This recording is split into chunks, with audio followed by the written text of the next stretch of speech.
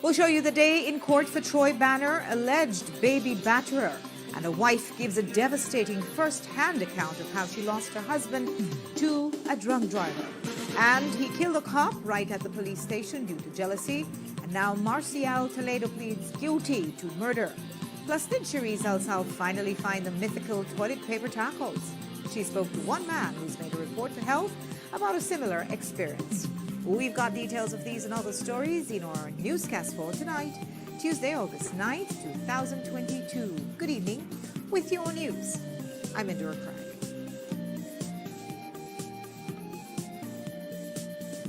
Express is a service that allows you to perform financial transactions conveniently at your neighborhood stores countrywide.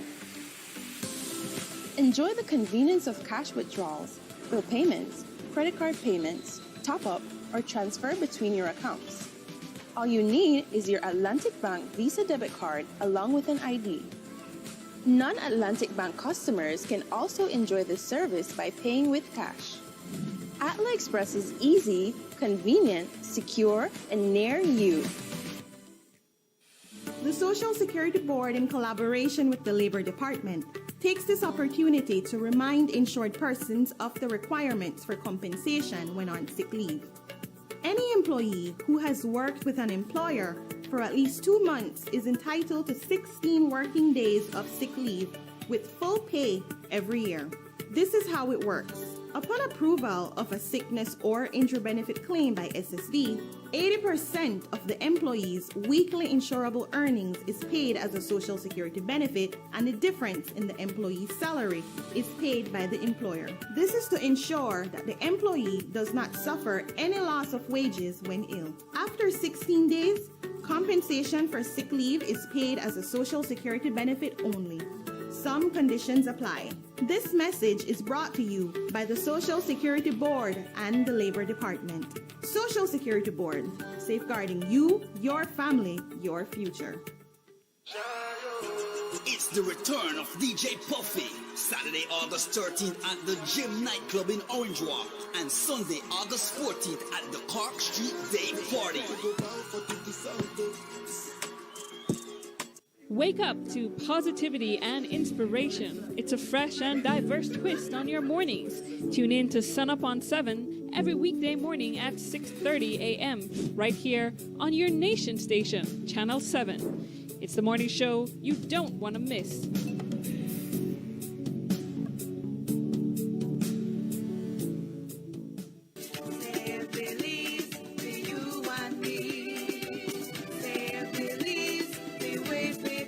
In times of trouble, Belizeans traditionally turn to the United Democratic Party for rescue, but the UDP is presently unfit for the mission.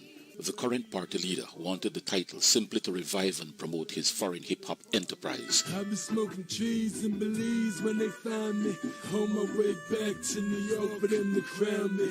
He simply does not care about our beloved UDP. The chairman is all talk and no action, doing absolutely nothing to organize the constituencies, restore the party's image, or improve its viability. So, the disgraced defeated Belmopan candidate has literally taken control of the party, unconstitutionally installing himself and his other defeated colleagues as regional leaders. With this arrangement, the UDP will never recover from the cancer of corruption that invaded our party and caused its devastating defeat in 2020. God help the UDP. God save Belize.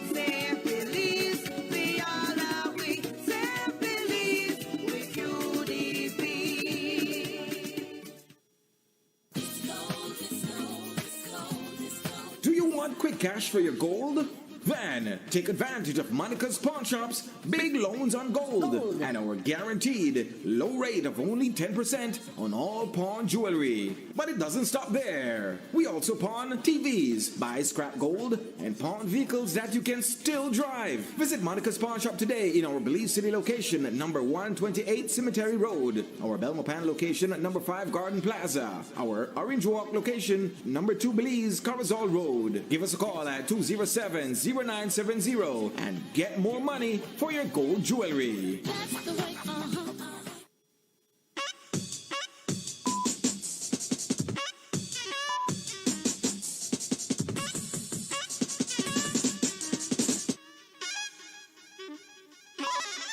Tune in to Uncut this Wednesday night at 7:30 on Channel 7, when my guest will be Benke Viejo's own Ivan Duran of Stone Tree Records. He's a world-famous record producer, and we'll ask him why local artists can't get any love for their music right here in Belize. Find out the answer Wednesday night, 7:30 on Channel 7. Uncut.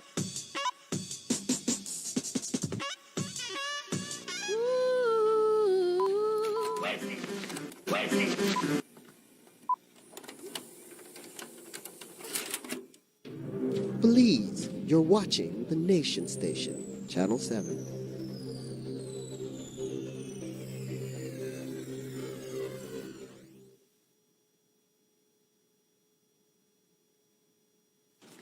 Tonight, alleged serial baby abuser, 31-year-old Troy Banner, is behind bars. Banner is accused of hurting his newborn, a baby girl only about 2 weeks old. Over the weekend, the baby was rushed to the hospital with a broken arm, bruises to the back, and abrasions to the mouth. Banner had reportedly told the hospital that the baby rolled off the bed, but police didn't buy that story and have since charged him with grievous harm, cruelty to a child, and wounding. This morning, Banner appeared in the Belmopan Magistrates Court, where he was arraigned on those 3 charges. No plea was taken from him, and he was remanded to the Belize Central Prison until September 13th. Banner reportedly told the court that he had a lawyer, the same lawyer who had represented him back in 2019 when he was charged with manslaughter of his 2-month-old. However, there was no lawyer in court, and as such, Banner was unrepresented. As we have previously noted, this is the 3rd time that Banner has been accused of harming one of his own children. And Banner wasn't the only one who faced charges today. 55-year-old drunk driver Hermano Bull was arrested for manslaughter by negligence, causing death by careless conduct, drove motor vehicle without due care and attention, drove motor vehicle with alcohol concentration above the prescribed limit, and negligent grievous harm. And that slew of charges came after he rammed into a pickup truck with 27-year-old Samuel Pop in the driver's seat in Cotton Tree Village on Sunday. Pop succumbed to his injuries, and his common-law wife, who was in the vehicle at the time, said that they actually saw Bull's vehicle swerving and decided to pull off the side of the road. But even that didn't protect them from the drunk and out-of-control driver. Now, his wife, who has been with him for the last 6 years, says she still can't believe that he is no longer with them.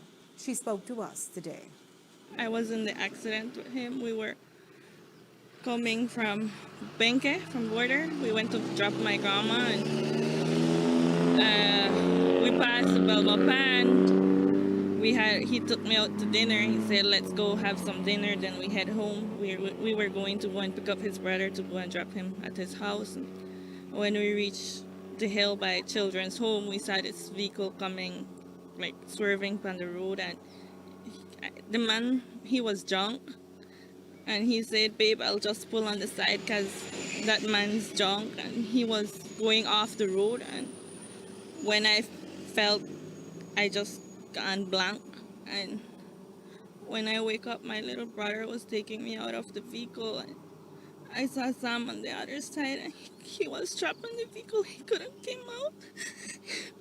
I tried to take him out, but some people reached and told me not to because he was still breathing slightly. He was breathing. I was talking to him. He was bleeding from his ears, his nose. And he just, and the young lady from here, from Cotton Tree, she assisted me and she said he's still breathing. The ambulance took long. They took about 15 minutes to reach. When the paramedics reached, they told me he had already passed away. I was hugging him. He was in my arms when he passed away. And up to now, it's unreal. Because everyone that knew Sam knows Sam was a loving person. He loved kids. And for me, he gone just like that. It hurts a lot knowing that we won't be able to see him again. So it really hurts. Well, honestly, right now we still can't believe it. It's unreal. The night when I reached home like around 3 in the morning because I self-discharged from the hospital. I didn't want him to be there, and the man was right beside me, the man that caused the accident. I didn't want him to see him, and he was talking to me like nothing had happened and say if we need any monetary help. I told him I don't need his money. All I want is Sam to come back with me, and he won't be able to do that. Laura says they had plans to build their house in Armenia where Pop will be laid to rest. He left behind no children. He killed a cop in broad daylight at the largest police station in the country. And today, Marcial Toledo told a Supreme Court judge he is guilty as charged. Today, he was remanded since 2017 and stabbed PC Marvin Locke to death on the Raccoon Street police compound in March of 2017 and has been on remand since then. The motive? Jealousy. Toledo arrived home drunk that day and told his wife that someone told him that they had seen her with PC Locke that morning. Hours later, he went to the Raccoon Street station, quietly sat until Locke turned up at work and started talking to him.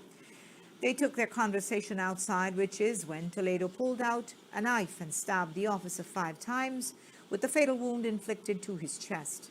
Fellow officers intervened as quickly as they could, and Toledo tried to stab one of them, which is when another constable hit him in the head with a cement block to subdue him. The case management began last Friday, which is when Toledo indicated to the court that he was considering entering a guilty plea, which he formally did today before Justice Susan Lamb. Sentencing has been set for September 23rd of 2022. And while he awaits sentence, another man will spend serious time for raping a child. Salvadoran Byro Gomez was today convicted of raping a 5-year-old child and was slapped with the minimum mandatory sentence of 15 years in jail. The incident occurred on October 15th of 2018 on an island, and Gomez was seen as a flight risk, so he was remanded. He pleaded guilty to the offense on Wednesday, June 29th, sparing his young victim from having to testify against him and relive that horrific ordeal. On July 12, 2022, Justice Lamb heard mitigation pleas on behalf of Gomez from his attorney Leroy Banner, as well as a sentencing guidelines from the Crown Counsel Romy Wade to help her in determining an appropriate sentence for the crime he committed against such a young child at the tender age of 5. At that time, Gomez threw himself on the mercy of the court and begged for leniency, apologizing for his action and telling the court how sorry he was for what he had done. He got the mandatory minimum, less his almost 4 years on remand from Justice Susan Lamb. And while that rapist has been sentenced, another was arrested today. On Monday, a 17-year-old minor in the company of a mother reported to police that her father, a construction worker of San Pedro town, had been raping her up until 2 years ago when she was 15. Today, the 52-year-old father was charged for incest. And after the break, the mythical toilet paper in Tacos meat. One man made a complaint about just that today. Cherise Salsal tracked him down. After the break.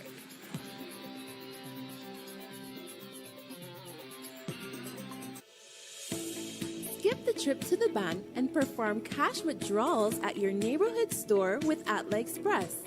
Withdrawals are now free, and customers can withdraw up to $300 daily. All you need is your Atlantic Bank Visa debit card along with an ID. Atla Express is easy, convenient, secure, and near you. Atlantic Bank, building the future together. I'm on my way to Belize, where I can get what I need and save some money. After 75 years in the business, nobody do it like Belize.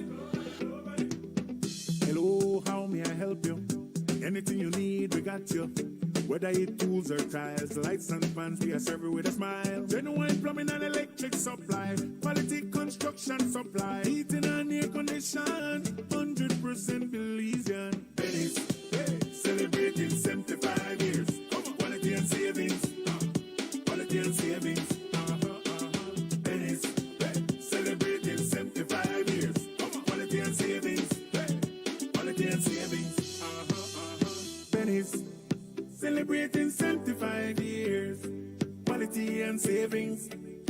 quality and savings.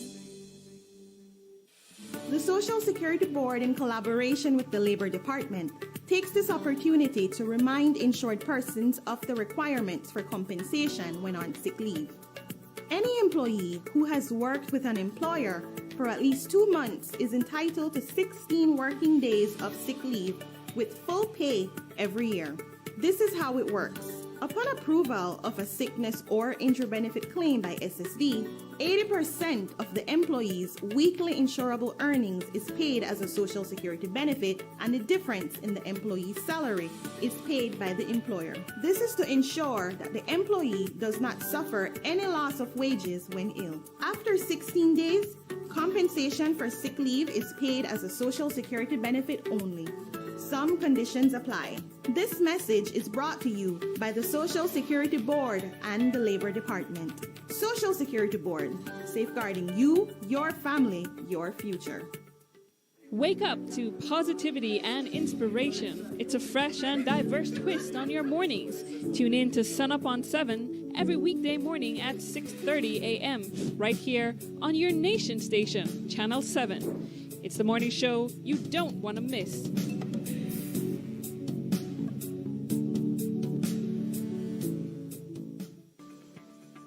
¿Sabías que Hospital Galenia modificó los protocolos de seguridad y prevención de salud ante la pandemia de COVID-19 para evitar contagios?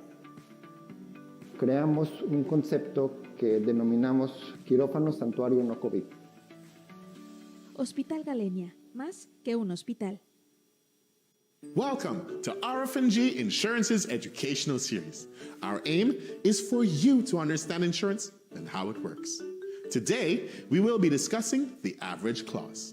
The average clause is another complicated insurance term. So let's throw back to 2005 to hear Mr. Tucker expertly explain how the average clause works on an insurance policy. If a hurricane comes, guess who can make sure we pay 100% of your claim? You can. Let's say your house is worth $100,000. But you decide to insure only half its value, $50,000, then bam, hurricane comes. The house is heavily damaged. Repairs will cost around $50,000. Not to worry, you say. I'm insured for that amount, so that's what I'll get back from my insurance. Not so. As any insurance company will tell you, you only insured your house for half its value, so you'll receive only half the cost of repairs. Thanks for joining us. Be sure to join us for our next installment, where we will be discussing coverage on public and private roads.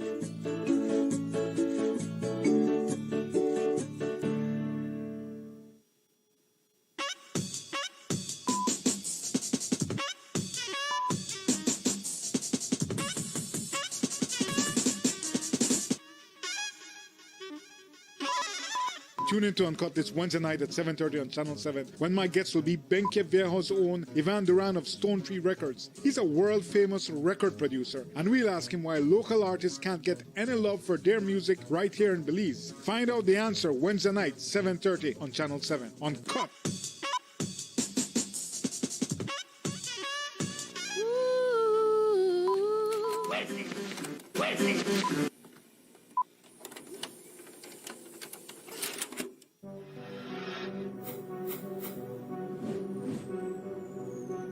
Belize, you're watching the nation station, Channel 7.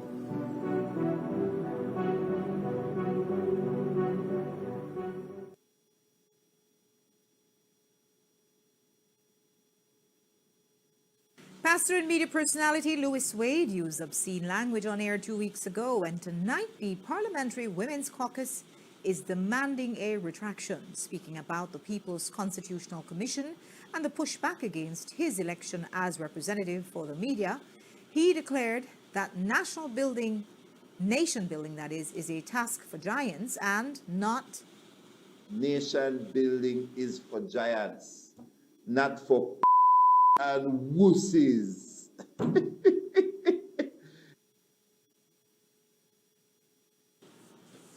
That was 2 weeks ago, and Wade hasn't apologized for use of that offensive language. This morning, the Belize Women's Parliamentary Caucus sent out a release blasting him for it. Their release notes sternly that to use words associated with the genitalia of women to convey weakness or a cowardly man or being less than a giant is offensive, disrespectful, discriminatory, and continues the patriarchal narrative that women are weaker than men. It is also misogynistic because it figuratively connects the female sex organ with weakness, end quote. But they didn't stop there. The Women's Caucus, which is chaired by Speaker Valerie Woods, also wrote to the chairman of the Belize Broadcasting Authority, Evan Tench, that that's the body which regulates broadcasting and which Wade also happens to sit on as a representative of the broadcast media. Woods states that Wade has violated the terms and conditions for broadcasters set out by the very authority that he sits on by using language that is, quote, offensive or revoltingly lewd, end quote. Woods' letter states, quote, it cannot be tolerated and must be addressed. She calls on the board to address the matter immediately and reiterate the call for an apology. The Ministry of Health has received a food safety complaint. It came early this morning from a man who said his morning tacos had been compromised by cotton.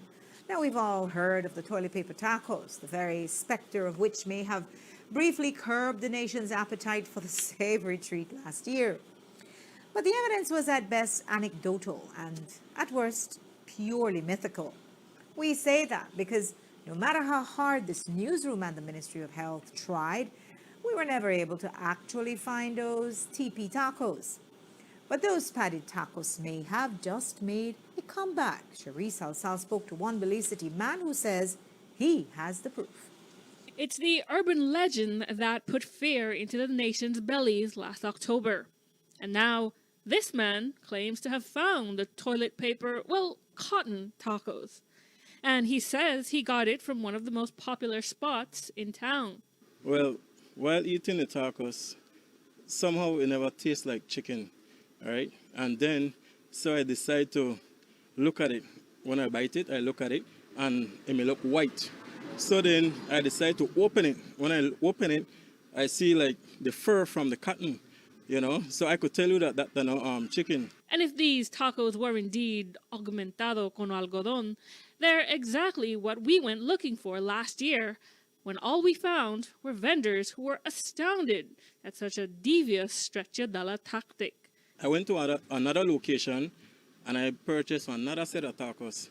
When I purchased the other set of tacos, I could tell that is totally different than the one that I purchased at that first location. So from there, I called health authorities and they asked me to come in and bring it in. And while you could chalk that up to different styles of preparation, Thompson claims that even the health inspector had to concede that this isn't chicken. A couple of the employees, they look at it and they say this is not chicken, so they're going to do an investigation. They said probably today or tomorrow, and they will see what's going to be the outcome with it now. But by tomorrow morning, the verdict from the taco-loving public will be in, and we suspect they'll be lining up as usual for their usual $3, everything, no pepper, no cotton. Cherise Halsell, 7 News. We reached out to the Public Health Department to find out whether Thompson's allegations were in fact reported. They confirmed that they were, but said that the health inspector dealing with the case is currently out of the office. Last Friday, we told you about the special policy programs that the Briceño administration launched to support micro, small, and medium enterprises. They are called the MSME Roadshow and the MSME Policy and Strategy. Both initiatives seeks to provide owners of small businesses countrywide with capacity building and support from government agencies that specifically focus on investment, promotion, and development. There were early talks about incentives for MSMEs owners that could be part of these initiatives. Tonight, the Belize Business Bureau is publicly congratulating the government for what it says is transformative policies. There more than a hint of pro-PUP sentiment is in the press release, which waxes rhapsodic about the initiatives, saying, quote, Any small business can get up to $1 million of duty exemption all in 1 year or over the period of 4 years. What this policy does is spurs investment, lower risks, and improve profitability for the small business owner, who can hire more people to expand the business. The 1-2 punch being considered is no taxes and no GSTs for 4 years for the small business, end quote. Those proposed tax exemptions have also drawn some attention within the public sector. 7 News has received reports which suggest that at this time there has not been any administrative or legislative framework discussed or approved for these tax exemptions. There is also the concern about which agency would administer something so broad and how crafty business owners may attempt to exploit the legitimate offer being made. This afternoon, we got a chance to speak with Arturo Lizarraga, the president of the Belize Business Bureau. Here's how we challenged him to defend the high praise to the Brazilian government that these policies are transformative. It's transformative because we've been in a downturn. We've been in a shock, in a state of shock for many years. It's not 2 years of COVID, it's almost like 15. Small businesses paid a terrific price in the last administration. They suffered greatly. The focus was on nationalization of 2 big companies, BTL and BL. Nothing about the small business. And all this while, people were losing their homes, losing their business, they're suffering. So the fact that this administration not only moves from tightening on the fiscal space, then goes in and says, listen, you've been through COVID, you've been through this terrible dry desert spell of 10, 15 years, let's give you a break. And what more can you do than incentivize people to spend and invest? If you tell them, look, I'll give you $1 million duty-free, they will go, and now they can afford that pickup. They can afford that dump truck. They can afford that equipment that they could not afford because of taxes. No, most businesses struggle for the first 3 years. They really do. And most fail within the first 3 years. But if you can give them, and one of the reasons they fail is because even before they start making money, they have to pay government. Remember, as we speak, this is being considered. It's not official yet. I believe they've been discussing it. Publicly, they've been discussing it.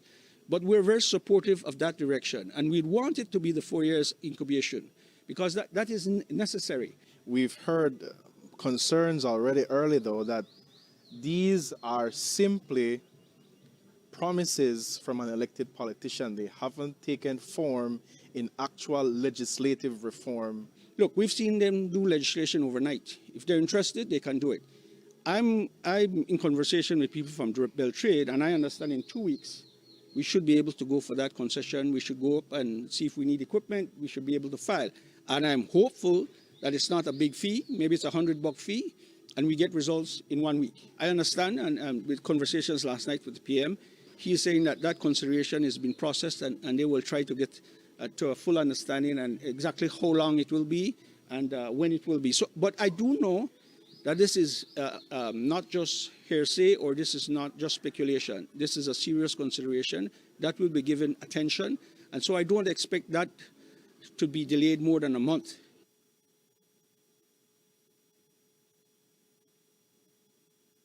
The Belize Business Bureau also commented on the proposal by the government for small businesses to get 20% of all government procurement tenders for goods and services by March 2025. They think that the percentage should gradually be increased up to 50%.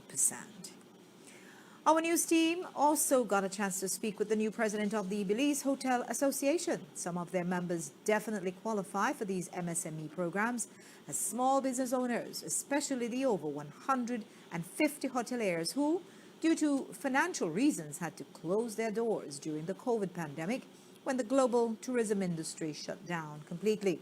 Here's what he had to say about the possibility of reviving a few of those businesses now that tourism has returned. Is the BHA looking at ways to see how we could get some of those properties reopened?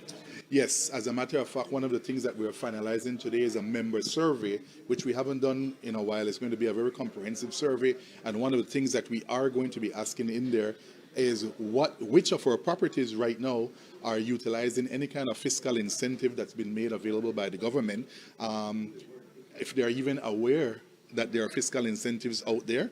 And then what we intend to do, armed with that information, is then bridge that gap between them, the government of Belize, and other entities like the DFC, the IDB, etc., so that we can help to bring those properties that unfortunately suffered a demise during COVID, we can help to bring them back on stream, because I think we're down about 200 licensed hotels between pre-COVID and post-COVID right now. So even to this point? Even to this point, yes. To the best of my knowledge, prior to COVID, we had over 900, almost 1,000 licensed hotels, and we're only at 800 plus right now. So that, that's quite a gap, particularly for a country that we basically subsist or sustain ourselves off of tourism. When you lose that much room inventory in the country, that's going to be a major problem, because when you go out, there's all sorts of pieces that have to mesh together, right? For this whole product to work, there has to be airlift into the country. There has to be marketing for it. And so if you take a look at something, for instance, the BTB is now pushing festival tourism. A lot of people had things to say, why did they go to San Pedro? Well, that's where the largest amount of room inventory is. If you're looking to attract people to come in for a particular event, you have to make sure that they have somewhere to stay. And so around the country, we don't necessarily have that concentration of room inventory. So you have to make decisions like that. You go out and talk to an airline, why don't you add Belize to the places that you fly? And the airline looks at you and goes, if I start selling, particularly, let's say you go to a budget airline, and they tell you plain, if I start to fly into your country and fill up my airline, you can't sustain my traffic that I will put into your country. So all these things we have to take into account. Yes, it's nice and fine to say, why doesn't that airline fly to Belize? You have to look at things like room inventory. That's where the conversation starts. Can you put all these people up if they come in? The media also asked the BHA president about an announcement last month by the Briceño government. It's the accommodation tax remission of arrears bill of 2022, which was tabled at the July 15th House meeting. With this bill, the government is contemplating a 3-month amnesty for businesses within the tourism sector that offer hotel services to tourists.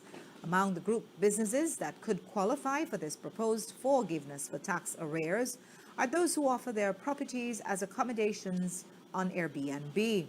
Viewers may know that these Airbnb operators are direct competitors of the traditional hoteliers.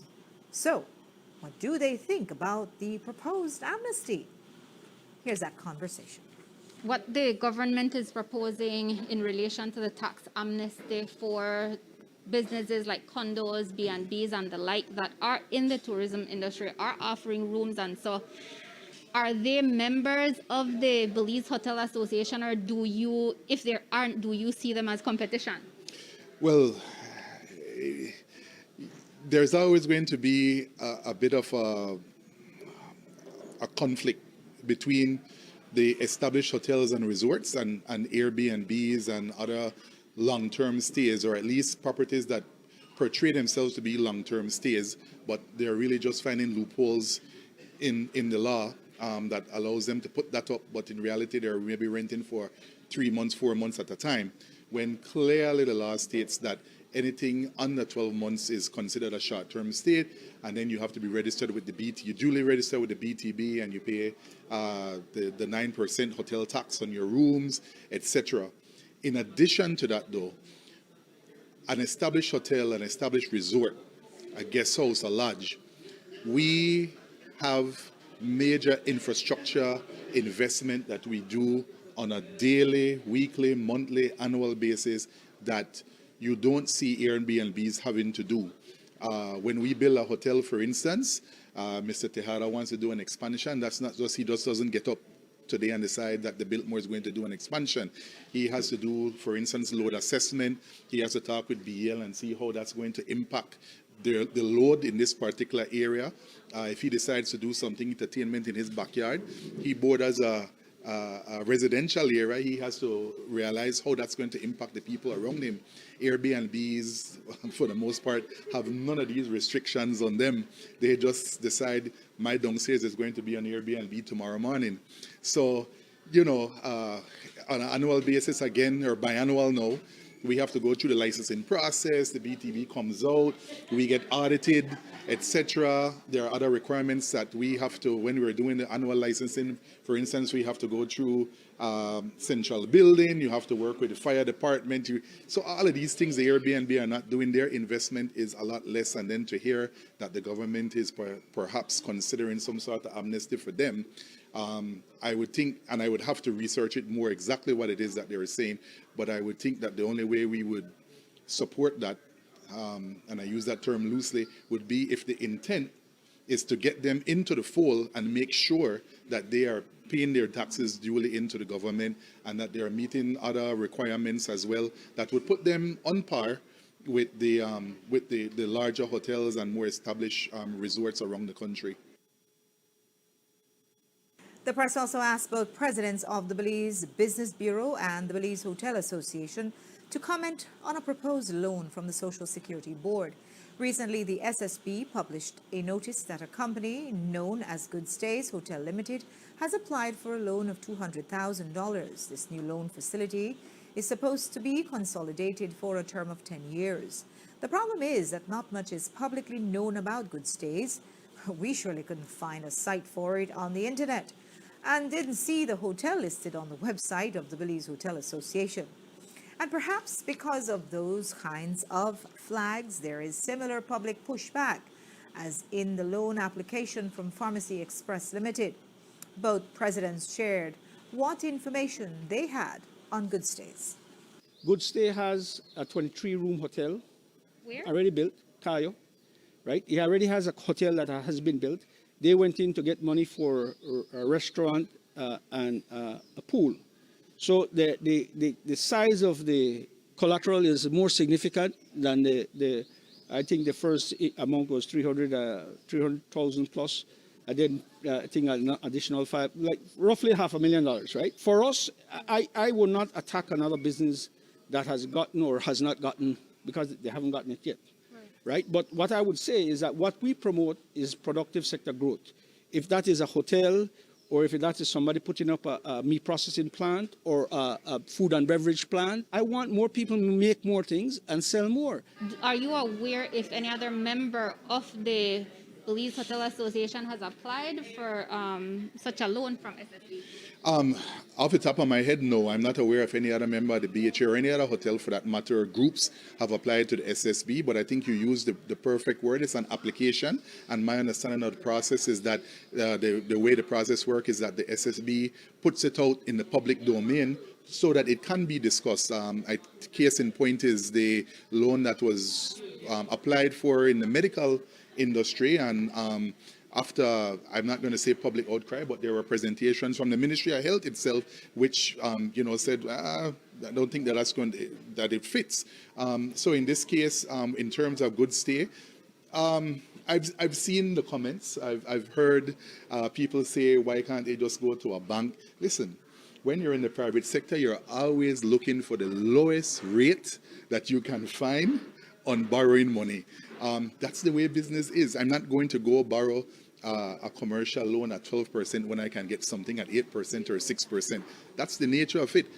Individually, even on your personal side, if you can get a house mortgage at 6% and the other guy is offering you at 8%, you're going to go at 6%. So, that the question of why people are going to the SSB, if the SSB is putting out there, if the DFC puts out there a much lower rate, then that's what's going to attract the attention of potential borrowers. It is up to the SSB. The responsibility is theirs to determine whether or not that particular applicant is going to be able to repay that loan. Because at the end of the day, again, I hear the cries, it is the public purse. Do you know if they're a member of the BHA? Good Stay, not from who I know or who I have heard are the principals behind them. One of their businesses is actually a member of the BHA, not on the resort side, but they're actually one of our allied members, and a very good allied member in very good standing. After the break, we'll take you to a conservation camp where kids get up close and personal with the zoo critters. Don't go away.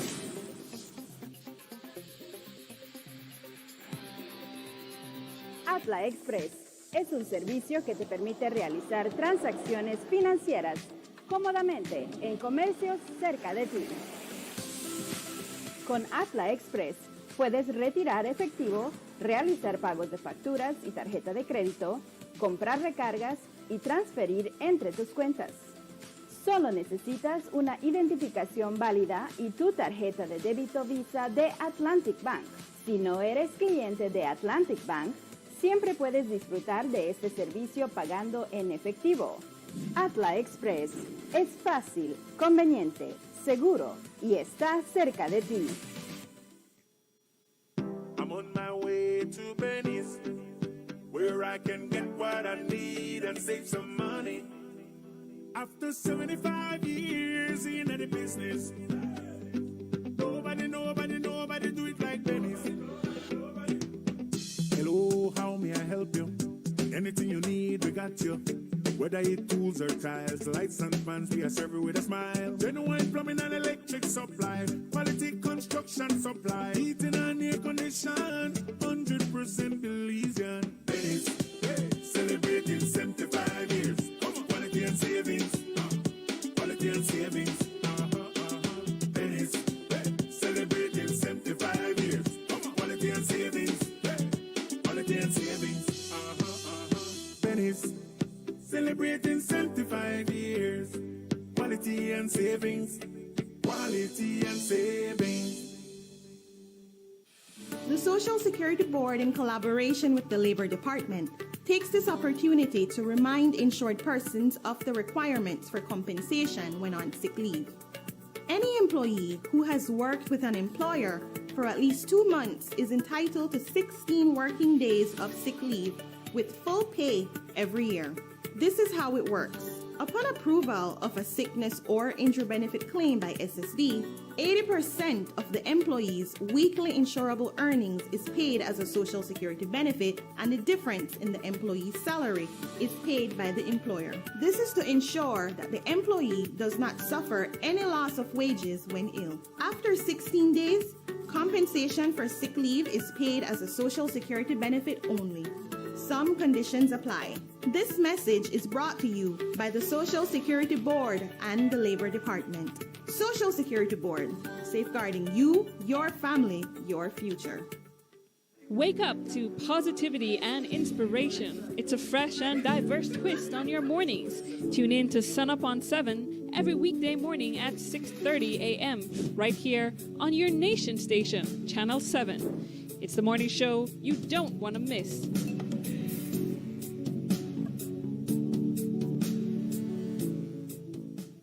Welcome to RFNG Insurance's educational series. Our aim is for you to understand insurance and how it works. Today, we will be discussing the average clause. The average clause is another complicated insurance term. So let's throw back to 2005 to hear Mr. Tucker expertly explain how the average clause works on an insurance policy. If a hurricane comes, guess who can make sure we pay 100% of your claim? You can. Let's say your house is worth $100,000, but you decide to insure only half its value, $50,000, then bam, hurricane comes. The house is heavily damaged. Repairs will cost around $50,000. Not to worry, you say. I'm insured for that amount, so that's what I'll get back from my insurance. Not so. As any insurance company will tell you, you only insured your house for half its value, so you'll receive only half the cost of repairs. Thanks for joining us. Be sure to join us for our next installment, where we will be discussing coverage on public and private roads.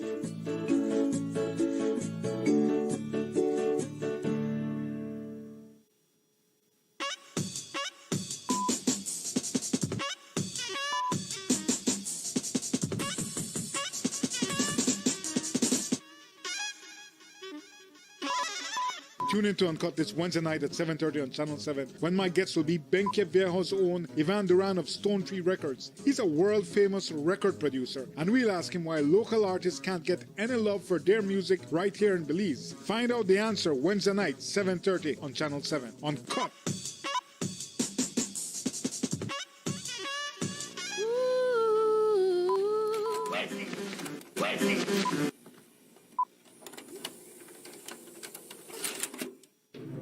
Belize, you're watching the Nation Station, Channel 7.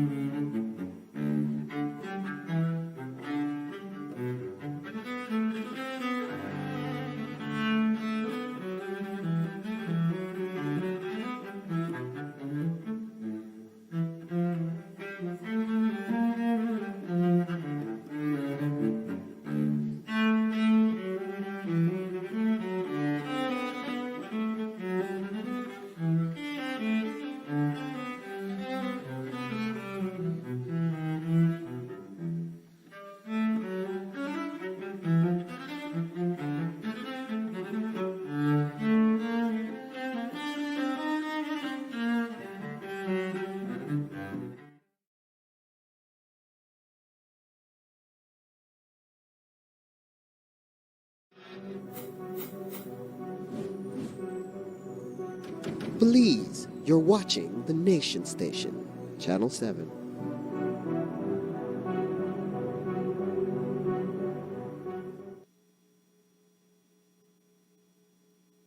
Every year, the Belize Zoo takes about 30 students to spend a week at their Tropical Education Center to learn about the animals native to Belize's jungles and to find out how they can be protected. But like everything else, the pandemic brought the camp to a halt in 2020. Now, for the first time in 2 years, the camp is back in full swing, with 10 fewer students, but the same amount of adventure. Courtney Mezes stopped by the Education Center this afternoon and met up with the students to hear about their experience. The best little zoo in the world has restarted its conservation camp after a 2-year pandemic pause that broke its 27-year streak. But with the help from sponsors, the camp was able to seamlessly kick back up, the only difference being a few less kids. And the 20 teenagers chosen to participate are spending 5 days and 4 nights at the Belize Zoo's Tropical Education Center, where they'll learn about animals the zoo houses, as well as the importance of conserving the environment. And according to the Conservation Program Manager, Jamal Andrew-Bone, the goal is to hopefully inspire future conservationists. The end goal of camp, first and foremost, is to encourage more conservation-minded attitudes in the next generation. I know it's a bit of a cliche, but it is proven to work. Myself and many others are products of Zoo Camp. We came in our teenage years and have moved on to be in the conservation field in some capacity. So that's the end goal, is even if they don't end up in this field, they leave with a little bit more understanding and appreciation of Belize's natural heritage, our natural wealth, which will hopefully influence their career choices. They do a day tour of the zoo, a nocturnal tour. They are encouraged to come up with some very short but thoughtful behavioral studies on the animals of interest for them at the zoo that they could monitor in real time. We take them to visit some very unique protected areas in our neighborhood, basically, that most Belizeans wouldn't get to see on a regular basis. They're exposed to experts in their field, so we have them learning from field biologists, from tour guides, from everyone in this field that has contributed to the preservation and advocacy of Belize's natural heritage. And then they're in turn encouraged to kind of take a lead role in interpreting some of these concepts that they're learning. So a lot of them will be engaged in having some like a debate amongst themselves. They'll come up with animal-inspired products, these art models that are inspired by animals that really interest them and kind of emulate some of the adaptations or the cool natural history that they've learned about the animals that really that they identify with. And they take these concepts and demonstrate them back to their own peers. And while today's canoe trip fell through because of the condition of the river, the kids were divided into a hiking group and an art group. And it was the Raquel Art School that taught the children to paint. Volunteer Courtney Gentle explained why this portion of the camp is so important. My point is to teach kids about art, the reason why they should do art. It's very therapeutic, and we're teaching them they could do art and make it out of anything and everything. You know, we're teaching them how to recycle and do art at the same time.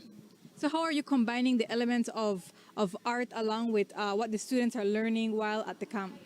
Well, we brought pieces of wood, what the carpenters use, so we're teaching them they can recycle, because after the carpenters don't make their table, they're going to throw that little piece of wood away, so we can turn it into anything and everything.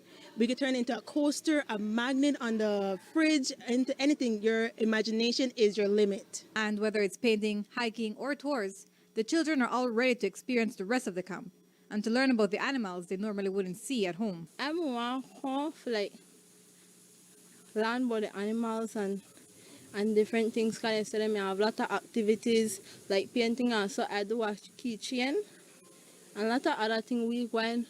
Tonight we going on zoo night tour, the zoo. We go learn about like the different animals, and so. Why are you interested in learning about animals and about the environment? Because when I get big, I want to save the earth, the planet also, because a lot of pollution going like in the waters and so, and then without that, the younger generation now I get to see the other the fishes and the pretty birds and so. My favorite part that when I get to go see the birds there and so, because I see how they cross, and I get to see when they like before they are mate or something, I get to see how they dance in the air. And so they pretty colors. I got nothing for the home. I want to learn about animals, I think. Yeah. What is it about animals that interests you? I like the jaguar. I want to put in a big tattoo like a jaguar. So what are you learning in the camp so far? How to put up a camera, a bush camera. We need animals in our community. If you never got animals, I know how the food, the trees are thing me sprout up, because a bird carry seed, and when they eat it, they thing it out, then produce plants, right? That's why other plants go for imported in other countries. So you need the animals. I wanted to come here so that I can learn more about animals, because I want to work at the zoo. Why do you want to work at the zoo? Because I like animals. What do you like about the animals, about learning about them? Well, that they're unique in their own ways, and I want to protect them because they're becoming endangered. I believe tonight you guys are doing the night tour, so how do you feel about that? I feel excited. I hope that it's going to be fun and not lots of mosquitoes to bite me. I come to this camp because I want to experience the all the animals the zoo have, learn about different species in the country, and love the adventures. Do you feel like when you get older you want to go into the conservation field or anything working with animals or the environment? I would have said yes, because like dealing with the animals and the plants is very interesting. What do you like about it?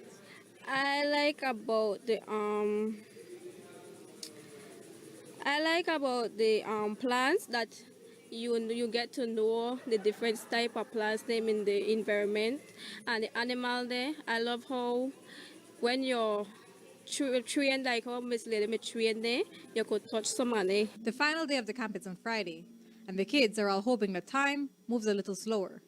Courtney Menzies, 7 News. And if your child is interested in attending this camp, they can look out for it next summer on the Belize Zoo's social media page. Tonight, more than 2 years into the global pandemic, health has for many taken center stage. Indeed, the health crisis has spurred a renewed focus on good health practices. And if public officers hadn't gotten the memo by now, they're about to, thanks to a new Ministry of Health and Wellness program that invites them to take charge of their health before it gets out of hand. We heard more about the initiative from Director of Public Health and Wellness, Dr. Melissa Diaz, and nutritionist Robin Daly. The wellness arm has recently been added to the Ministry of Health and Wellness. This is a very important arm, actually, because many countries have moved in this direction as well. In Belize, we have been very focused on curative care, hospital care. But what we've got to do is to also refocus on primary care and prevention and promote wellness. So wellness doesn't necessarily mean just the absence of disease, but having that mental, physical wellness and well-being. So we felt that this approach that we have taken here, looking at workplace wellness, will help us to start with health literacy, improving health education, and reaching out to the population and ensuring that you have a healthy working environment, as stress-free as possible, flexible when it comes to, as was mentioned, getting up, moving around if you've been sitting down for long periods of time, promoting healthy eating, and ensuring that the place that you spend the most of your waking day is a place that promotes and enhances that preventative care and that wellness function. Prevention goes a long way. And as we look at the types of activities that we want to see more in the workplace, is simple things like having more education for staff, more educational material, more interactive activities. It's something that we know needs to roll out a little at a different pace for different ministries, depending on the size and the types of work different ministries do. But there are many ministries that they don't have anything in place for staff. Another area is looking at support for breastfeeding mothers. A woman is breastfeeding, what type of support is in the workplace? Is there a little room or a corner that she could go to if she needs to express milk? If we always encourage mental health sessions, mental health breaks, is there an area somebody can go to just unwind, that they can use meditation, a quiet area that they could just say, well, you know what, I'm having a rough time. I could just use this area to gather my thoughts, gather myself, maybe say a prayer, something that they could be like a quiet corner. So those are some of the suggestions that we've posted. And of course, one main thing is physical activity. We want to see more physical activity within workplaces, more walks, more maybe mini sport days, different activities that can generate the wellness concept, and of course, healthy eating. Diaz also noted that among the types of cancer occurring most frequently in women are cervical and breast cancer. In men, it's prostate cancer. This program will seek to provide more information on how and when to access preventative screenings in the hope of saving many, many lives. And that's all we have for you for tonight. Thanks for watching. With your news, I'm Indira Craig. Remember, you can find a full transcript of the news at 7newsbelize.com and see streaming video on our Facebook page. Have a great night, stay safe, and join me back here tomorrow at 6.